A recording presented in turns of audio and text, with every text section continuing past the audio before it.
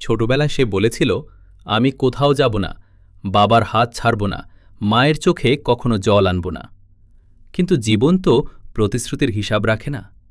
সময় নিজের নিয়মে সবকিছু বদলে দেয়। একদিন তার জীবনে আসে নতুন একজন। ভালোবাসার নামে শুরু হয় নতুন অধ্যায়, আর অজান্তেই বদলে যেতে থাকে তার অগ্রাধিকার, তার পৃথিবী, এমনকি তার নিজের পরিচয়ও। যে বাবার কাঁধে ভর করে সে বড় হয়েছিল, সেই কাঁধ একসময় হয়ে যায় দূরের স্মৃতি। মায়ের ডাকে সাড়া দিতে গেলেও শুনতে হয় হাজারো অভিযোগ। ভাই বোনের হাসি, সেই পুরনো দিনগুলো ধীরে ধীরে হারিয়ে যায় সম্পর্কের অদৃশ্য চাপে। সে কি ভুলে যায় সব? না, সে ভুলে যায় না, তাকে ভুলিয়ে দেওয়া হয়।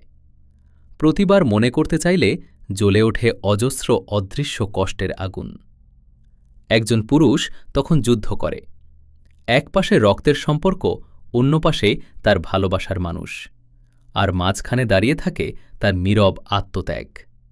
সে অনেক কিছু ছেড়ে দেয়, কারণ সে খারাপ না, বরং সমাজ, সম্পর্ক আর অভিযোগের ভয়ে নিজের ভেতরের মানুষটাকেই চুপচাপ কবর দেয়।